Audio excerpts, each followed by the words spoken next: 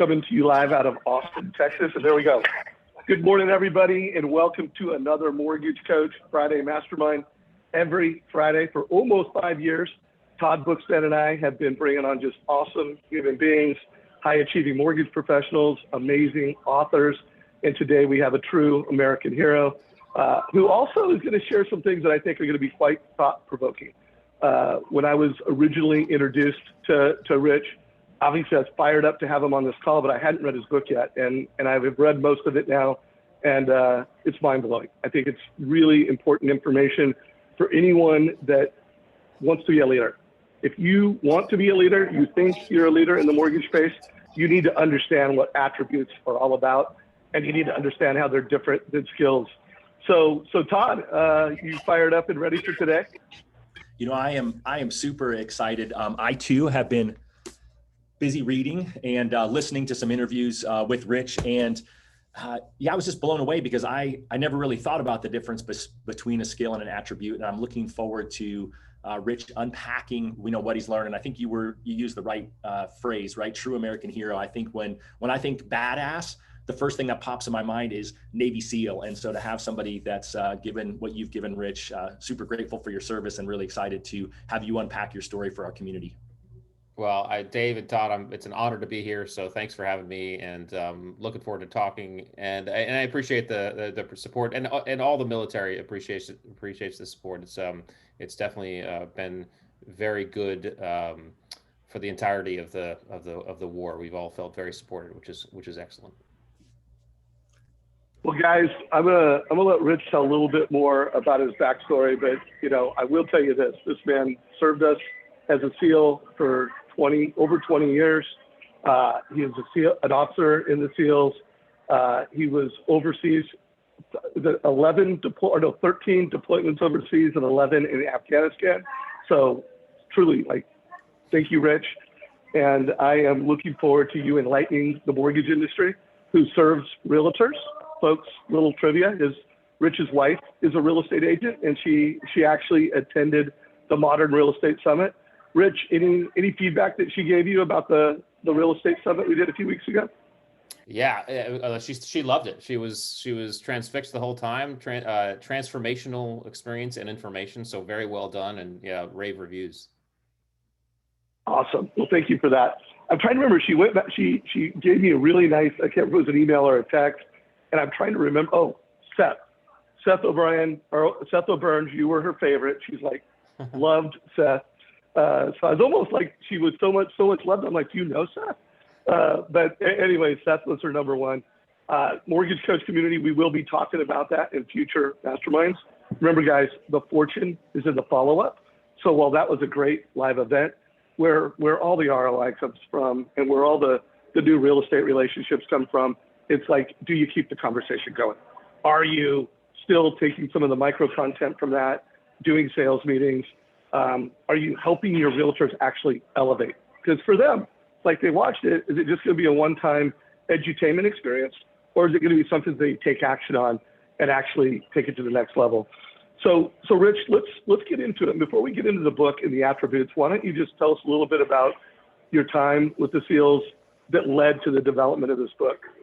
Yeah, sure. I joined the SEALs. I went to college at Purdue, there in Indiana, and graduated in '96. I was a Navy ROTC candidate, and graduated in '96. Got commissioned and went straight to SEAL training. So I showed up at the beaches of SEAL training in Coronado, California, July '96. I checked in.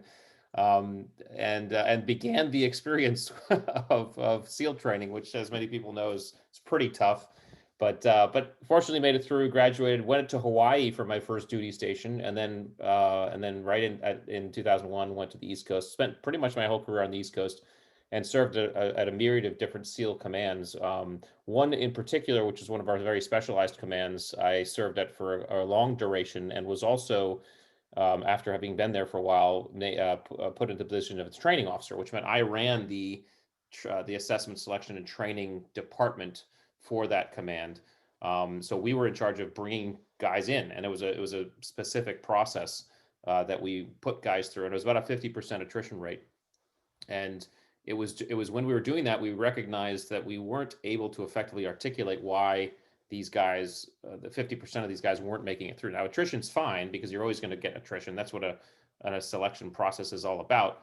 But we wanted to be able to explain it better because we were kind of explaining it in ways that kind of were skills based. You know, the guy couldn't shoot very well or couldn't do this very well or that very well. And these guys were very experienced SEALs coming to apply and try out for this command. So it wasn't landing well on us as the cadre. It wasn't landing well on the leadership, and it certainly wasn't landing well on the candidates. And I was asked by my commanding officer and was really motivated to figure out a way to better articulate that. And that's when I started thinking more about these attributes. Like I said, there's something else we're looking for here. And I could only kind of relate it to my own experience. I had been at that point, I thought back to my time in SEAL training, and in basic SEAL training, which is BUDS, Basic Underwater Demolition SEAL Training. Okay, that's in San Diego, California. It's 6 months long, some of the toughest training in the world.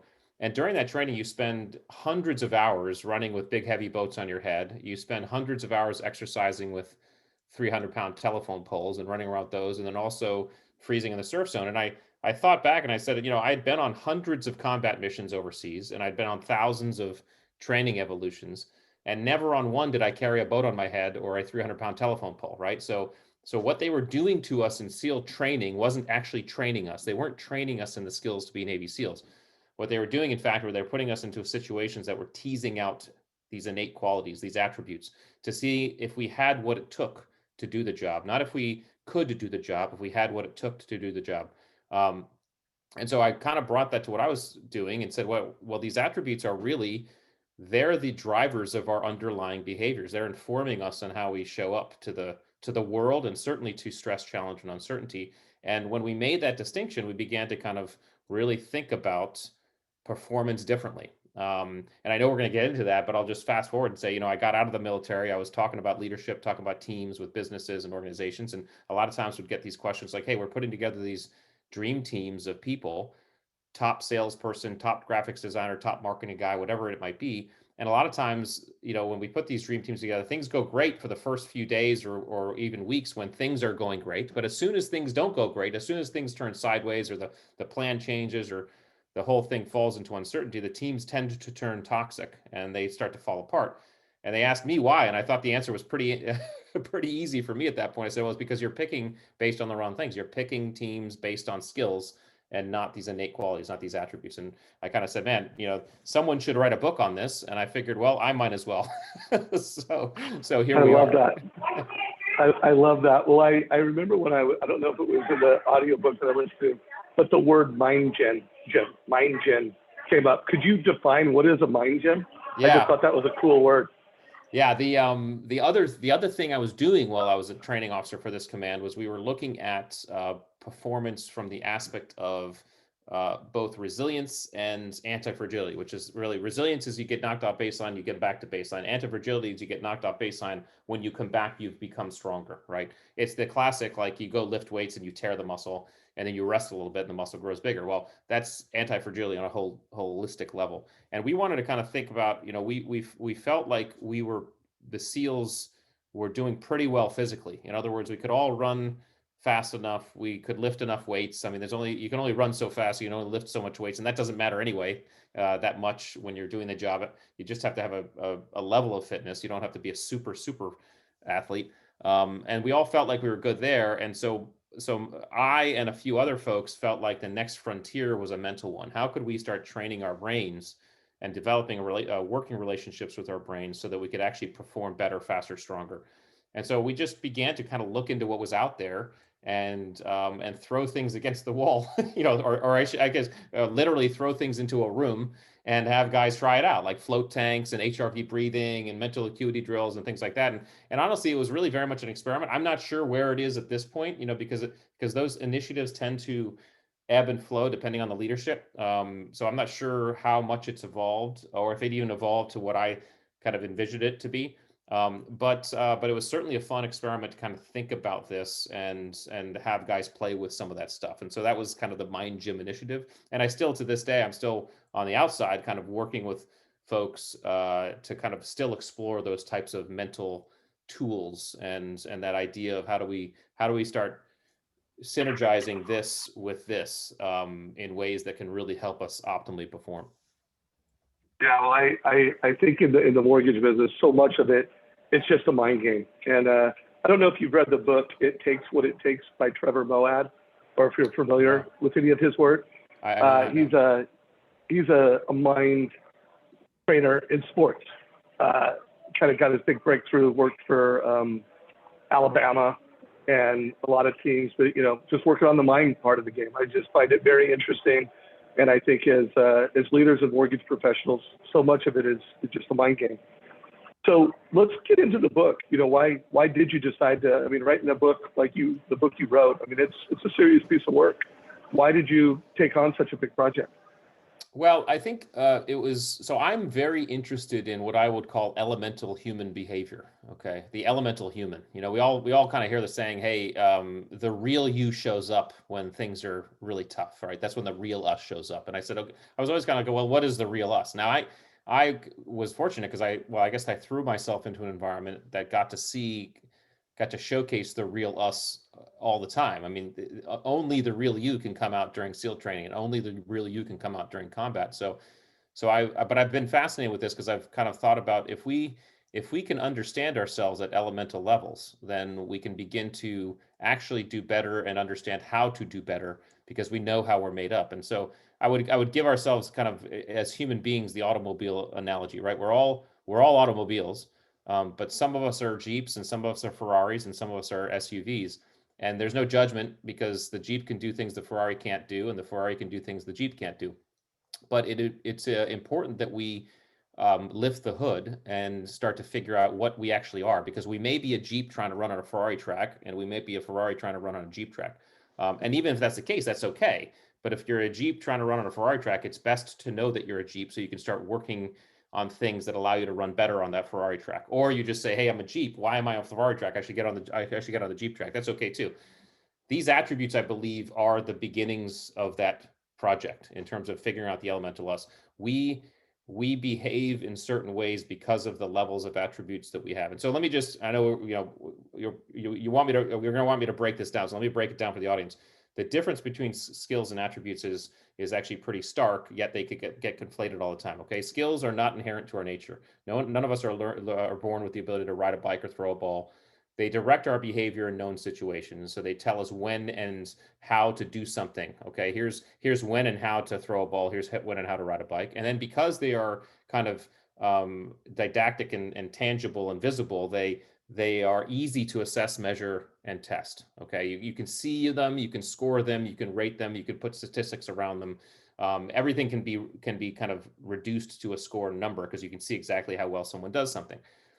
They are inefficient at telling us how we're going to operate in stress, challenge, and uncertainty, because during an unknown, uncertain environment, it's almost impossible to apply a known skill. So this is when we start to lean on these attributes. Attributes are more innate. Okay, all of us are born with levels of perseverance, adaptability, resilience, and you can see, and certainly they develop over time, but you can see them in small children, right? You can see levels of this stuff in small children. They also inform our behavior rather than direct it, right? My levels or my son's levels of resilience and perseverance informed the way he showed up when he was learning how to ride the bike, you know, and he was falling off a dozen times doing so. Now, because they're hidden in the background and they're hard to see, they're difficult, if not impossible, to assess, measure, and test. Not impossible, they're certainly difficult. You can't sit down across an interview table with somebody and assess how patient they are or how resilient they are. Okay, they are the most visible during times of challenge, stress, and uncertainty, which is why the laboratory that I had, which was this particular SEAL training and even basic SEAL training, was such a perfect laboratory because it's all about throwing guys into a challenge, uncertainty, and stress. But the idea is if we understand, oh, and the other thing I would say is we are all born with all of the attributes, except the difference in all of us are the levels to which we have each. So for example, I might be a level 8 out of 10, 10 being the highest. I might be a level 8 on adaptability. And all that means is when the environment changes around me outside my control, it's pretty easy for me to go with the flow and roll with it, right? Someone else might be a level 3, which means when that same thing happens to them, the environment changes outside their control. It's difficult for them to go with the flow and roll with it, right? Again, no judgment there on where we all show up. But if we were all if all the attributes were kind of laid out on a wall like dimmer switches, all of our dimmer switches would be at different positions. And it is what it is. It's like judging our hair color. There's nothing we can do about it. It just is what it is. We can develop attributes we're low on if we want to. You just can't do it as easily as you can a skill. And I think understanding where we fall on these attributes is the first key to understanding our own engine and understanding which ones we're strong at and which ones we're a little bit lower on and which ones we actually, in fact, want to develop. All right. I So find it, I was going to hand it off to you, Todd. Rock it out. I'm just so intrigued because of what you just said, right? That attributes are innate and skills are learned. And you said earlier that the reason that teams fail is because they hire for skills, not attributes. So, and you said you can't test for attributes. So what's your recommendation for people to hire so that they don't run into that problem of dysfunction down the road? Yeah. Well, so you can actually test for attributes. I guess I should clarify that. It takes experience and environment to do so. It takes a little bit of discomfort and stress. So let's give an example here. If the three of us wanted to hire a salesperson, right? And we said, okay, we're going to, as the interview process, we're going to have this person come in and they're going to sell us this mug, this coffee mug, okay? And we tell the person, hey, come in on Tuesday, give us a presentation, sell us this mug, okay? We'd show up on Tuesday, the person would show up on Tuesday, and they'd give us a presentation to sell us the mug. They'd probably knock it out of the park because they probably would have got it all rehearsed and done, and all the slides would be beautiful. And ultimately, at the end of that presentation, it would have told us, the three of us, nothing about this person's ability to sell. All it would have told us was that they can prepare for something and do something while they're prepared, okay? Which I guess is telling us something, but not that much. If, however, when they came in on Tuesday, the three of us would just say, hey, the plan's changed. You're no longer selling us this mug. You're going to sell us this highlighter. And, oh, by the way, the AV stuff is out. You can't use slides. Go. All right. Now we're going to see something different. Okay. We're going to start to see attributes emerge because we've just put this person into discomfort. Okay. And a little bit of stress, right? We're going to see how they adapt. We're going to see how they adjust. Now, at the same time, you and I, the three of us, are going to have to divorce ourselves from skills evaluation because it's probably going to look kind of ugly. What we see is probably going to look ugly, but we're not looking at skills anymore. What we're looking at is how are they adjusting? How are they adapting? Are they humorous? Are they falling apart and they can't do anything? Okay, that's going to tell us something too. So it's about really understanding first the attributes you're looking for, and then second, designing an environment inside of which you can see these things, and those environments are going to actually have to involve a little bit of discomfort, a little bit of stress. I'm not advocating for Machiavellian type hiring processes, or even taking your sales team down to the beaches of SEAL training and throwing them in the surf zone, because that's not going to tell us the right stuff either. But it's going to involve some levels of challenge, uncertainty, stress, so that we can start trying to tease out those attributes we're looking for. So I know at some point I'm going to want you to call out some of the attributes that you think loan officers should have, because you've got a wife who's a real estate agent. So I'm sure you know what you think some of the top attributes that make a successful, sustainable career agent.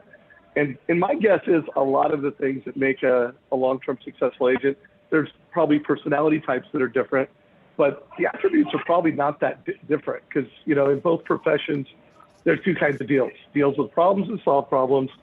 And in both professions, there is prospecting that needs to take place. And there's probably specific attributes that call out that. But before we get into specifics, like in the mortgage space, what do you think the most important attributes are? Why don't you give us a high level on what are because you have, I think there's 25-ish attributes that you called out in the book. There were 5 categories. Do you mind just giving everybody an overview? And everybody, he's going to give you an overview, but I can tell you, reading the book, or in my case, listening to the audiobook, is where it's at. And I am going to make this one of those required readings for mortgage coach leaders, that if you read this book, if you understand this content, if you go through the test that he's going to tell you about at some point in the website, you'll be a better leader. You'll be a better person, and you'll even be a better dad. Like, I'm already, when I was reading the book, I was like, man, I wish I would have read this when I still had my kids at home. I think I could have been a better leader if I would have understand attributes versus skills. So walk us through, what are the 5 categories and what are the attributes in the book? Yeah, absolutely. And so I write about 25 attributes in the book, and I just want to caveat that there's more than 25 out there. I called it down so that it could be first of all, so I didn't have to write a 900-page book, but also so that we could so that people could kind of see what it looked like in the context of optimal performance and performance overall. I took a few obviously from the list I had made in the SEAL team, so there are a lot in the book that are the same that you look for in SEALs. But ultimately, they clumped into these categories while I was writing them. And the categories, there are 5 categories. The grit attributes. So, what are the attributes that make up grit? Grit is, a lot of people think of grit as an attribute, but it's actually not. It's not just one thing. Grit is a combination of things that are kind of baked and catalyzed that then grit emerges from. Okay, so I said, okay, in the attributes, and Angela Duckworth wrote a great book called Grit, and she said kind of the same thing. It's a bunch of things. And so I kind of said, okay, what are the attributes that lead and bake and make themselves into grit? And there are 4. There are courage, perseverance, adaptability, and resilience. Grit speaks towards kind of this kind of the more acute challenges and struggles, right? The pushing through, the grinding it out, the kind of powering through kind of stuff. It's acute. It's a little bit more short term that you have to kind of move through and kind of persevere and kind of get little things like I would say grinding through that workout or that sales call or the hard negotiation takes grit. Whereas you get into the drive attributes, which is another category, and the drive attributes speak towards the more kind of chronic type of long-term outcome goals. What are those attributes that allow you to set and achieve long-term goals? Okay. And there are 5 of those: self-efficacy, discipline, open-mindedness, cunning, and narcissism. And I know that might be a surprise. We can talk about that if we want, but all 5 lead to this overall drive. I mean, the question I was asking is, what causes drive? What causes people to be driven? And drive overall implies I can set and march towards and eventually achieve long-term goals. So that's another category. The other category is mental acuity. So the mental acuity attributes are the ones that speak to kind of how our brain, it's almost like how we perform in terms of how our brains process and manage the world. And there are 4 ways that does. First is situational awareness, how we're taking information in from our environment through all 5 senses, and then how we're processing. So we take in about 11 million bits of information per second through all 5 of our senses. Our conscious minds, our frontal lobes, only process about 2,500, which means there's a massive amount of deselection that's going on just unconsciously. So situational awareness speaks to how much of that 2,500 we're actually noticing. These are the people with high situational awareness, the people who kind of notice a bunch of things. They're very vigilant. I tend to be a little bit higher on situational awareness, a little bit more vigilant. A, I was just that way naturally. B, obviously my career hyper developed vigilance for me. Others kind of, we know these people, they walk around, they don't really notice anything, kind of in la la land. It's not a bad thing. It's just like, I just didn't notice that, didn't notice whatever. So that's situational awareness. Compartmentalization, which is the second one, how we kind of break that information into bits that we can actually focus on in the context and in the pursuit of what we're focused on in the moment or what we want to do in the moment. Task switching, which is our ability to move and switch between tasks. Again, multitasking is a myth. Okay, our brain cannot focus on more than one thing at once. And I'm going to caveat there, neuroscientists will say it kind of can focus on maybe one other thing, but only kind of a little bit. So just for the layman's purposes, it's only one thing at a time. So multitasking is a myth. We can only task switch. If people don't believe me, by the way, people think, okay, wait a second, that doesn't make sense because I can drive my car and listen to a podcast. Well, it doesn't count when the tasks are relegated to the unconscious, okay? We drive our car unconsciously. We're unconsciously competent at driving our car, which means we don't have to think about it, which is why we can listen to a podcast and understand the words and understand the concepts while driving a car. But I guarantee you, if you're listening to a podcast while driving and someone swerves in front of you, okay, and you have to make a rapid maneuver and get out of their way and do whatever, you're going to have to rewind the last 15 seconds of that podcast because your brain will have switched. Okay, so that's task switching. And then learnability. How effectively can we learn and absorb and process those things that are happening around us? So that's mental acuity. Leadership attributes. These are the attributes that allow people to select and choose their leaders. Okay, because so a leadership myth is that it's the same as being in charge. Okay, being a leader and being in charge are not the same thing. One's a noun and one's a verb. Okay, leadership is a behavior, and we don't get to self-designate. Okay, we don't get to call ourselves leaders. That's like calling yourself good looking or funny. Okay, other people decide whether or not they will follow you. And it's based on the behaviors that you execute towards those human beings. Those behaviors are expressed through these 5 attributes: empathy, selflessness, authenticity, decisiveness, and accountability. All right. Those are attributes that lead towards or allow and promote the behaviors that people see in other people, say, I want to follow that person. That's someone I consider a leader. And then team ability attributes, the same thing. Team ability, you don't get to call yourself a teammate or a good teammate. Okay. Other people decide that, and they decide that based on behaviors. And the 4 behaviors, the 4 attributes that I talk about that lead to those behaviors are integrity, conscientiousness, humility, and humor. You're right. I have 3 others that I talk about that I keep in another category because they didn't bin properly in the 5, and we can dive into those. But those are patience, impatience, competitiveness, and non-competitiveness, and then fear of rejection and insouciance to what others think. And we can talk about those in a little bit later if we want to, but those I categorize differently because while in the 5 main categories, having slightly more is kind of better. Those other ones didn't turn out that way because, high performers, super performers can sometimes be patient and can also sometimes be impatient, can sometimes be competitive, can also be non-competitive, sometimes be people who fear rejection and other people who don't care what other people think. So, and we could talk about how that kind of bins out later, but those are the kind of the holistic kind of outline of everything. Well, that was a great comprehensive outline, and I am so stoked that Darren Williams, the founder of Paragon Speakers, had introduced me to you.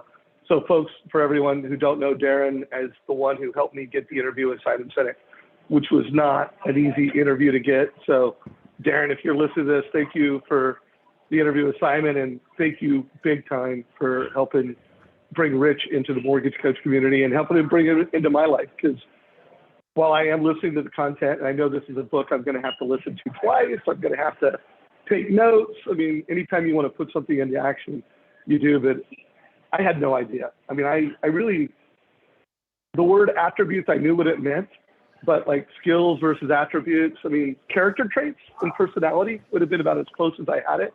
But I do think after reading your book, understanding what you do, I'll be a lot better at hiring people. I'll be a lot better of being more empathetic. Like I was even thinking about my wife, and like things that were different. Because, I have a different level. We have different levels of situational awareness, and we have different levels in which we fear things. Like I'm always like, so what? And just let's run over that, but it will give me a whole new empathy for people because let's understand, what, that's their attribute. And then I also think it's kind of cool that we can grow attributes. So Todd, I think I'm going to have to jump in about 10 to 15 minutes. I'm going to ask one more question, and then Todd, I'm going to let you kind of drive us home and make this actionable for our community. But I know 2 things for sure. I want to find out what you think are the attributes that are most important for a high-achieving, successful mortgage professional. And to do that, they need to be good problem solvers because there's only 2 types of deals: solve problems. They need to be consistent prospectors. So they need to have the courage to embrace no and build up the calluses to do it consistently. And then they need to be great advisors. Like I believe everything that can be automated will be automated. So successful mortgage professionals need to ask great questions, need to be able to process that, and then they need to be able to lead and advise a client. Of course, I'm Mr. Mortgage Coach. Part of that is using Mortgage Coach to do that. But knowing that, and I'm not going to put a number, like if you want to say, Dave, these are the top 2, or I think you really need to think of 5, but what are the 2 to 5 attributes that you think make up a successful mortgage professional? Yeah, Dave, it's a great question, and I'm not going to dodge it. I will answer it, but I'm going to start by saying I'm not the guy to ask. The guy to ask are you all. Again, when I go into businesses and groups, and and we start to solve this problem. The idea is we as a group figure out that list. The list is going to be different. The list of the best attributes is going to be different for every group. Like the list of attributes to be a great Navy SEAL is going to be different than the list of attributes to be a mortgage or loan officer, or a teacher, or a whatever, policeman, or whatever it is. Those lists are going to be different. So ultimately, the entirety of the list has to be decided by you. However, I'm not dodging the question. I will give you a few that I think are important. Because my wife is a real estate agent, and so I know there's similarities there. Courage is certainly one of them, okay? The ability to step into our fear, okay? Courage does not exist without fear. It cannot exist without fear, because courage is in fact a switch in our brain, a switch that tells us it's when we're experiencing fear and we're moving towards that fight flight decision, okay? When we decide to fight, which means decide to step into our fear, a switch is clicked in our brain. Okay, that is the courage switch. And when that switch is clicked, in fact, we get a dopamine reward. It's a neurological, physiological reward that says, keep doing this. This is good. Okay, designed by nature to get us humans to go explore and discover. Okay, so courage is in fact an attribute. Our levels of our ability to kind of step into our fear more habitually will kind of describes the levels of courage that we kind of show up in this world with. But courage is certainly one, because anytime you're in a profession where there's going to be a lot of no's to one yes, that takes courage, right? I think perseverance is another one. That's huge to be able to kind of that's a combination of both persistence, tenacity, and fortitude. Okay, and again, just real quick, persistence and tenacity aren't the same thing. Persistence is the stonecutter approach, where you're going to hit something in the same place over and over again, knowing that, after the 101st blow, it's going to crack. Even though there's nothing showing up, you just have to keep doing it. Okay, that's persistence. It takes patience. Tenacity is I'm gonna approach a problem. I'm gonna try one thing. If it doesn't work, I'm gonna try another thing. If that doesn't work, I'm gonna try another thing. Okay, that's the mechanics approach. I'm gonna try the belts, then I'm gonna try the carburetor. All right. And then fortitude is the mental strength to kind of manage both of those and push through. So perseverance is all three of those balanced. And I know anybody in your profession has to balance it. Sometimes it's about just doing the same thing, because just keep on doing it and it'll eventually work. Sometimes it's like, no, what I'm doing is not working. I need to switch. I need to kind of be tenacious. So perseverance is in there. I think if we jump over to the drive attributes, I think open-mindedness is one that's in there, because anybody who's dealing with other people has to be open-minded. I would imagine my wife is extraordinarily social, and she knows people in and out. I mean, that's one of the reasons why she succeeds at what she does. And for her, it's because she approaches every human being with open mind and curiosity, and just a willingness to kind of move and flow and understand and see things from different perspectives.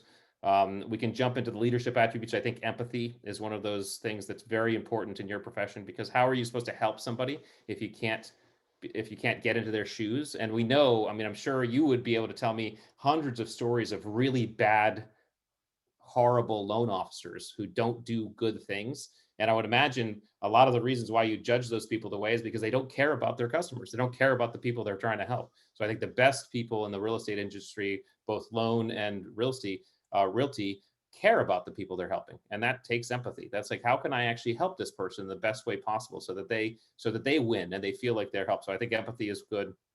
Let's see.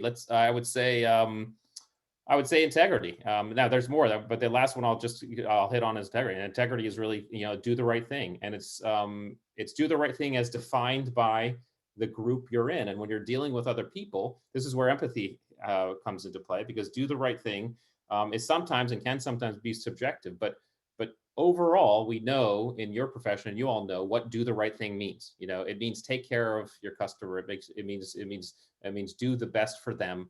It means, don't put yourself and your profits before the person you're trying to serve. And I think those attributes are probably a good start to probably the best, most successful loan officers and mortgage folks in the business. I think you kind of nailed it, and I'm with you. I mean, I do think authorship is ownership, and everybody has to come up with their own attributes. Even if you work for a company, and the company aligns around these are the attributes that you own a branch in, Austin, might be a little different, and how you rank them might be different. Given that I'm going to be leaving soon, I do have one more question. I do want to push everybody in the mortgage coach community at a minimum. After you finish this call, you're going to want to go out as a leader and teach others, judge others. I'm going to push us all. Let's focus on ourselves first. Let's take the test ourselves. Let's, at a minimum, be clear on what do we think our attributes are in a super honest way. Kind of identify where can we grow the most. I know two attributes I want to focus on in this next question. And Todd, I'm going to just listen until I have to start boarding a plane. But I know for sure there's a difference when it comes to empathy with mortgage professionals. And I would be willing to bet that the loan officer that knows about mortgage coach but keeps giving a fee worksheet doesn't have as much empathy as the people that are mortgage coaches.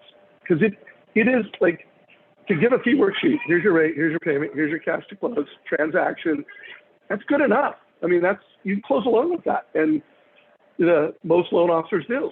But to give a family, here's your rate, payment, cash to close, here's a couple options, here's the transparency of those options over time, and here's some strategies. It's definitely better for the customer. I've never had anyone say, oh, that wouldn't be better for a family. But it takes a different level of empathy and commitment to serve beyond the transaction.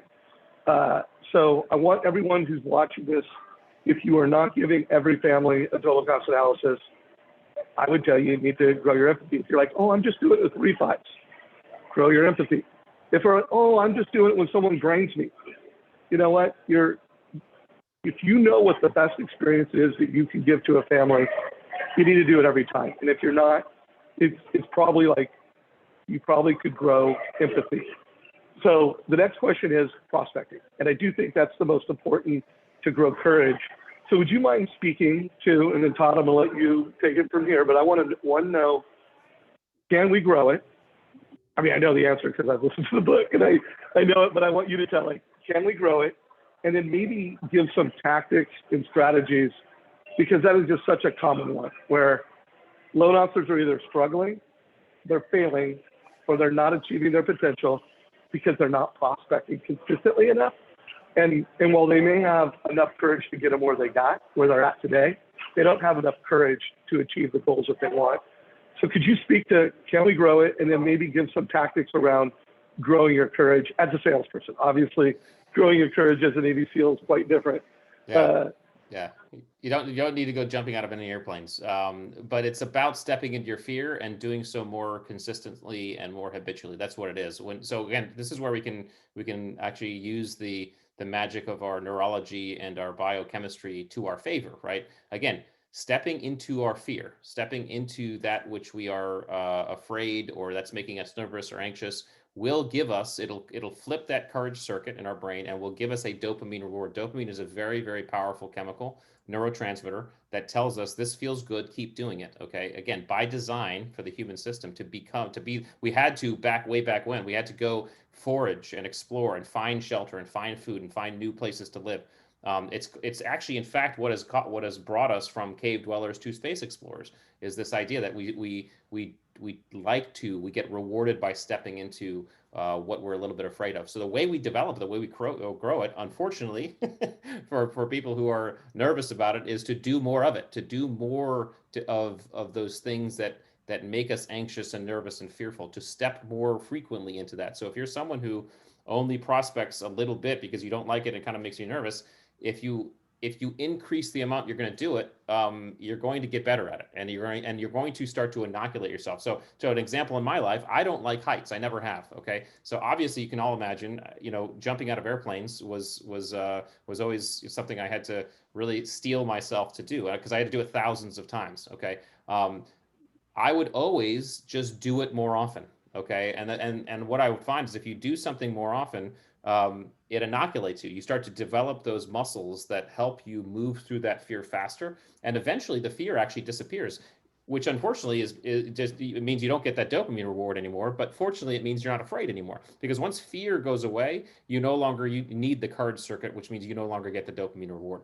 But I know those times we'd sometimes go on jump trips where we do like 50 plus jumps in 1 week. Okay, and when you're doing that by day 2, I'm not afraid anymore. I'm just going. It's just something I'm doing. I've inoculated myself. Okay. You can do the same things. It requires repetition. It requires frequency, because again, if you step away for a while, I haven't skydived in many years now because I've been retired for quite a while.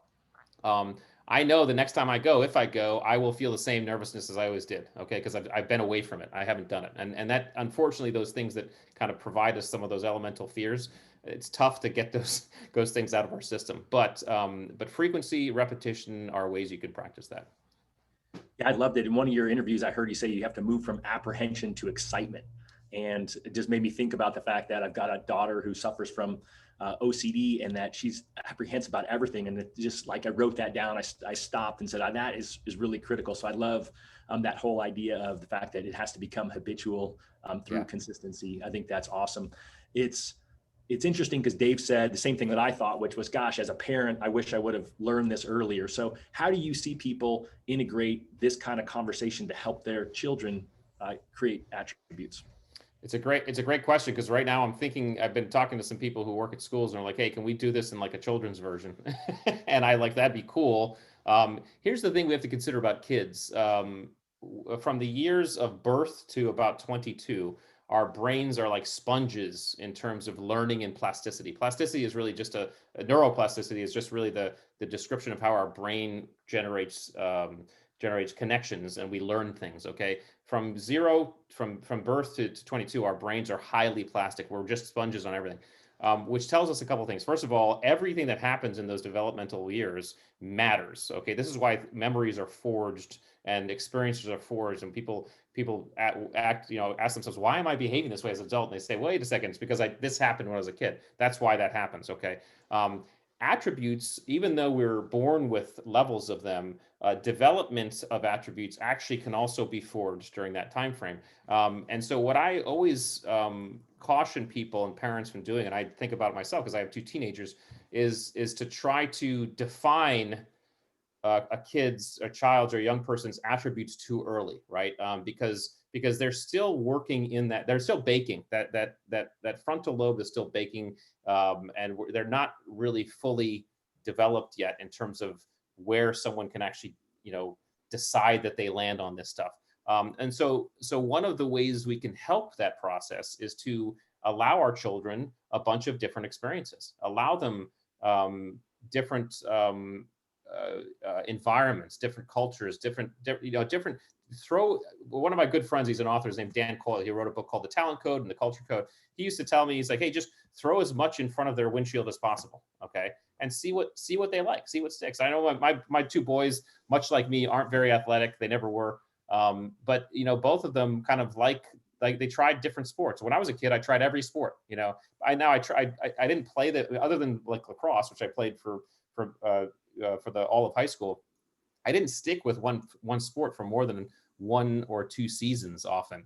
I just tried it, and my parents were really good about me, letting me just try it out. Now they were like, hey, don't quit, and I wouldn't quit mid-season if I didn't like it. I'd make it to the end of the season, but it just allowed me to just try a bunch of stuff. And so I try to do that stuff with my kids. And I think for parents, it's important that we let our kids do as much as possible, experience as much as possible. Don't necessarily try to earmark stuff. Although as parents, we'll see stuff. Like I can already see attribute tendencies in both of my kids, and that's just even based on how my wife and I are. I can say, oh my gosh, one son's like me in some of these things, and one son's my wife in another set of these things. So I can see how they're showing up.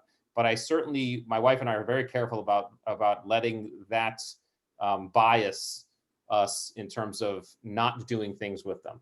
So I think as parents, let them develop, give them some space, give them some freedom, give them a safety net that they can fall back on, and help them start figuring out them for themselves. I still, to answer your kind of the grain in your question, I'm still trying to figure out how to articulate this in a way that parents can have a nice discussion with their kids, because I think that's important about attributes, and that's probably where I'll try to figure out what this kid's version looks like, because it has to be done carefully, and it has to be done in a way that a child and a kid doesn't read it and say, oh, that's me. Okay, I would prefer a kid to read it and say, oh, okay, wait a second. that's cool because that's something I can like, let me play with that a little bit. I'd rather a kid say, let me play with that a little bit versus, oh, that's me, you know? And so I think that's the key.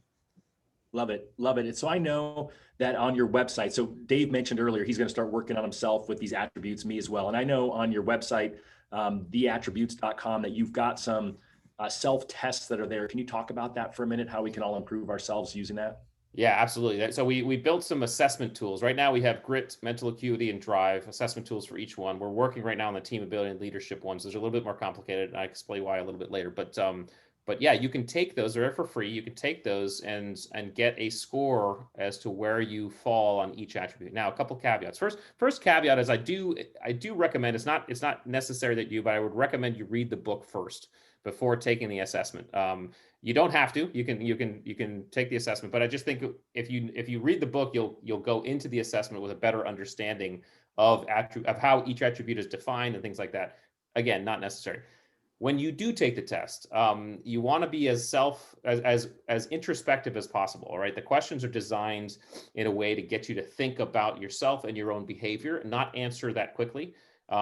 They're about 15 minutes each to take, so I would recommend just spacing them out. You know, take one day, maybe one a few days later. Okay, just because you want to make sure you think about them and think about yourself as you answer the questions. And then when you get the results, just recognize that those results, the best we could do was we could collect data from around the world, 1,000+ people, and then crunch that together so that we could give you a score that is in comparison to a bunch of people. All right, which means if you get a level 8 on adaptability, that means you are level 8 on adaptability as compared to this data pool. Okay, that still, even though it's a snapshot, it might not tell you the whole story. Okay, what you're going to need to do once you get those results and say to yourself, okay, is this meaningful for me, and how so, right? If I'm coming up as a level 8 on adaptability, let me think about that for a second. Let me think back to times of deep challenge, uncertainty, and stress when the environment was changing without my control. And does it make sense that I'm a level 8? Did I roll with it pretty easily? Or maybe I'm a little bit off on 8 or whatever. Or yeah, that actually makes sense for me. That's why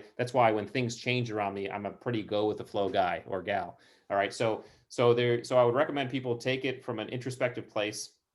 That is the best value you'll get out of this assessment. It'll allow you to think about you in a way and with a depth that you probably haven't, and that's why I think it could be helpful. And you could find that for free on the website. That's awesome. And I know they can also find how to connect you on social there as well.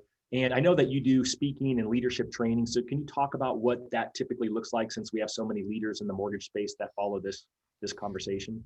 Absolutely. Yeah. Well, I definitely do speaking, do keynotes based on the attributes and optimal performance and grit and anything we run and high performing teams. I also do consulting. So I'll go in and work with organizations on kind of holistic high performing, how to make your teams more high performing, what that looks like, especially compared to, say, a spec ops team or things like that, what the leadership looks like, what the attribute selection looks like, all that stuff. So all that's kind of baked into that kind of consulting package. And then I have some workshops I can provide on kind of each of these categories: high performing team workshop, optimal performance workshops, leadership workshops, and things like that. So yeah, on the website there's a kind of a contact us button. You can fill out a type form and that'll come to us and our team, and we can help you with whatever your need. And then also on the website, if you are interested in developing attributes, I've put together some workbooks for the grit, mental acuity, and drive ones, leadership and team ability, again, coming soon.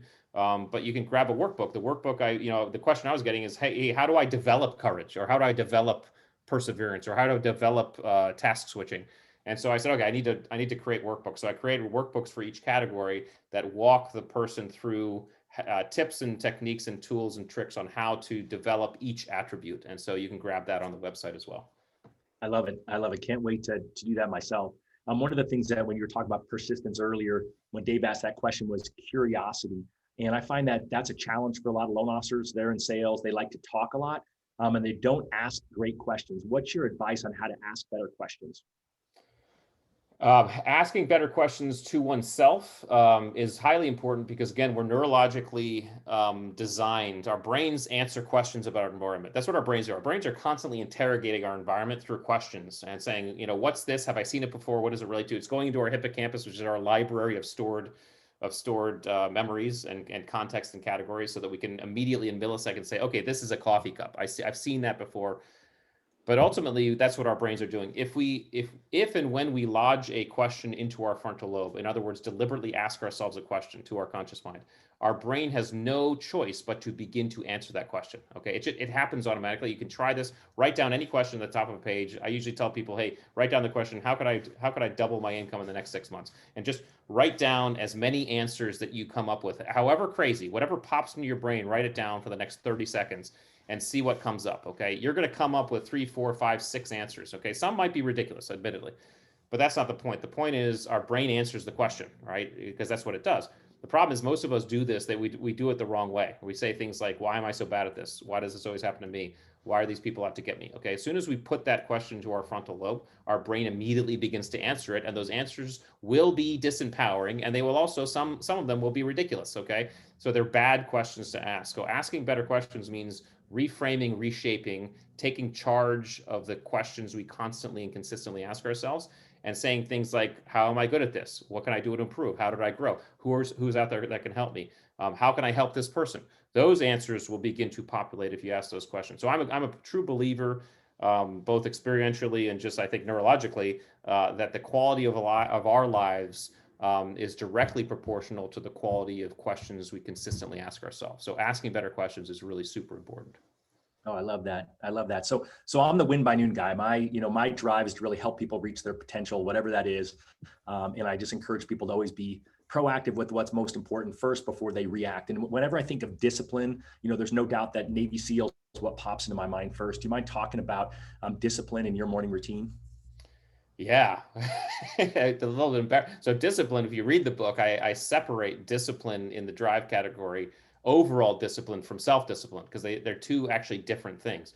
Um, Self-discipline is the ability to set and achieve goals that the external world has no say in. Okay, it's all on us. So you and I, Todd, could say, hey, we want to eat better and run a marathon in 3 months, right? Okay, that means we'd have to make a conscious choice to eat better every meal, and we have to make a conscious choice to train for that. The external world has no say in that. Okay, you and I could then go to a Vegas buffet, and the pastries aren't going to throw themselves at us, and make us eat them, right? It's on us. That's self-discipline. Discipline overall are those long-term goals that the external world does have a say in. Okay, this might be top salesperson for the quarter. This might be write a book. This might be become a Navy SEAL or a singer or whatever. The external world has a say, and that's going to require a flexibility and adaptability, because you're going to have to kind of not get seduced by the highs and not get crushed by the lows. You're going to have to move in and out and weave in and out the external world. The reason I separated them is because I looked at myself. I had to do some introspection. I said, you know what? When it comes to overall discipline, I'm actually pretty good. I'm pretty good at setting kind of big, audacious goals and achieving them. Okay. What I'm horrible at is self-discipline. It's very hard for me to actually discipline myself, and I've been that way my whole life. So it's a lot of work for me to kind of do something that I'm the only one holding myself accountable for, right? Now, the best balance is both, but we know that there are people out there who are incredibly self-disciplined, but they can't get their lives together, right? They're just stuck. They're nothing that they want to do is achieved. Okay, so they're great at self-discipline, but they're not great at discipline. There are people out there who are really incredible at discipline, but they're not really good at self-discipline. I'm one of those people. You could put like some of the really super rock stars in those categories, right? They're awesome at this overall holistic goal, but maybe they're miserable at self-discipline. Best of course is a balance between the both, but I think it's important for each of us to kind of think about where we fall on each scale, and then modify and develop what we need to so that we can achieve what we want to achieve. I love that. I love that. And you mentioned accountability in there. So what do you recommend? How do you encourage people to get that accountability? Well, I mean, accountability. So the way I define accountability, and again, one of the leadership attributes for sure, but I think accountability, if I were to boil it down, is control. Okay, human beings ultimately want certainty and control. All right, and taking accountability is an immediate way to gain control. of your life, of a situation, of whatever. Anytime you're saying it's someone else's fault, I blame this or whatever, all you're doing is you're relinquishing control of that environment, that event, that situation. Okay. As soon as you say, hey, this is my fault, all right, this is this way because I did what I did, or it's on me. You immediately take control, and that gives you certainty, and it gives you something you can then work on. So if people find themselves with difficulty in accountability, just start relating it to this idea of, hey, if you want to take control of your life, if you want to build certainty around your pathway, around your potential, around your goals and achieving them, take accountability, own it, and say, this is on me. And it gives you, while it gives you incredible responsibility, it also gives you incredible power, right? Because it says, hey, now it's on me. I got this. I'm going to do what I need to do. I think accountability is such a powerful attribute for all of us if we want to really take control, take charge, and move forward with our goals and exploring our potential. I love that. I think it's important. Like, it's this thing that we all need, but none of us really want in order to grow. So I love that it leads to control. So we just have a couple of more minutes. Is there something that you think is really critical for our thousands of mortgage folks who are going to listen to this that Dave or I didn't ask you about that we should get out? Well, I'm going to highlight one attribute that I think is important for all of us, especially in a business where you get a lot of no's and rejection, and that is humor. Okay, humor I have in the team ability section because I've never met a high performing team or encountered one that doesn't have at least a couple of class clowns, and those are the people who make jokes when things are really bad. But laughing is an incredibly powerful tool and incredibly powerful process in our system. When we laugh, we get 3 chemicals, 2 neurotransmitters and 1 hormone. We get dopamine, which I've already described.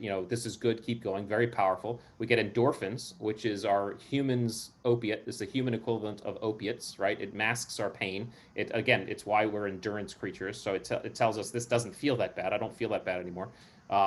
And then we get oxytocin, which is the bonding chemical, known as the love hormone. It's a bond, it bonds 2 people. When you have physical touch or acts of kindness or generosity, that bonds people. Well, you get oxytocin too. So one laugh, like one big laugh, floods our system with all 3 of those chemicals, okay?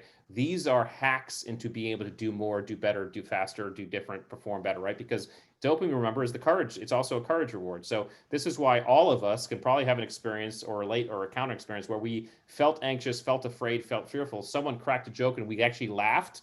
And it wasn't just a nervous laugh. It was actually a laugh. And we immediately felt better. All right. Because that's giving us dopamine. It's saying, keep going, keep doing this. It's masking our pain. It's saying this doesn't feel that bad. And it's bonding us as human beings, saying, okay, we're in this together. All right. Laughing in any profession where rejection is present is huge. All right. So keep laughing. If you're on a team, honor those class clowns on the team and use that to your advantage.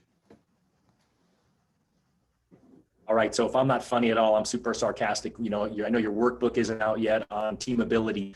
How are you, other than encouraging those people who are the class clowns, how are you going to encourage us to get more humor and laughing in our life? Well, if you're not a class clown, find those class clowns. Now, class clowns can come in any form, right? They can come they can come in the form of other people, but they can come in the form of funny movies, funny books. I mean, comedians are some of the greatest givers in our human species because they make us laugh. Okay, so we have to really honor them, I think, because they're giving us a gift that is so powerful. But find those. Listen, there's a lot of cancer survivors who say, hey, you know what? When I was going through my treatment, I decided I was just going to watch funny movies, and I healed much faster. I mean, it helped them in that process, right? This is why, when you ask people what the top qualities they are looking for in a mate, male or female, sense of humor is one of the top ones for most people. It's because when someone makes us laugh or has the ability to make us laugh, it's basically signaling that, hey, this person is going to be there when times are rough. They're going to make me feel better. They're going to make me feel okay. They got me, and they're bonding with me, right? So find ways to laugh. Make sure you're finding the funny wherever you can. And if you laugh every day or multiple times a day, that's great too. I know in the SEAL teams, people may not, this might come to a surprise. We are the jokiest bunch of dudes you've ever experienced. I mean, the best times I can remember were just us laughing till we were crying, and the environment around us was miserable, and we were laughing till we were crying. Those are the best memories I have, because guess what? It was necessary. It was necessary to do, and so that's important. Yeah, I just can't imagine. Obviously, all the stories we hear and see about buds, I can't imagine is even this much of what you had to experience to go through that. And so I'm just super grateful that you were able to peel out the time to be here with Dave and I today. And I know we're going to send people to theattributes.com. Is there one best social channel for people to follow you on, or any other way that they should be connecting with you? I mean, I'm on Instagram, Rich_Diviney, and also on LinkedIn. So both are great. And then the Attributes has a LinkedIn and Facebook page as well as Instagram. They're all on the website, but yeah, Rich_Diviney on the Instagram, and then on LinkedIn, I think the same, @RichDiviney. So I'd be happy to connect with you on there as well. All right. Okay, team. So here we go. Let's put a bow on this and let's create some action plans. One is buy the book, right? It's a great book. I'm rolling in it this way. Dave's listening to the audio book. I'll probably end up having to get into that as well. Once I do that, I'm going to go to theattributes.com and I'm going to take the assessments that Rich has, and then I'm going to get those workbooks and I'm going to work on improving the places where I feel like it's going to be the best benefit to me. And I think when it comes to this community, right, we're all about supporting those and learning. And so anything I think that you can do to promote Rich throughout your organization and with your realtor friends, I mean, this is just great conversation, right? It's a great thing to get the book, read it, and then you've got 25 different attributes for the next 25 weeks. You can talk to your real estate agents about when you call them. We talked about call reluctance. So my encouragement to you is let's put this to work. Let's get out there. So on behalf of myself and the Win by Noon community, on Dave and the Mortgage Coach community, we appreciate you guys being here. We appreciate you, Rich, and your service, and are super grateful for your book. Thanks, everyone. We'll see you here next week on the Mortgage Coach channel.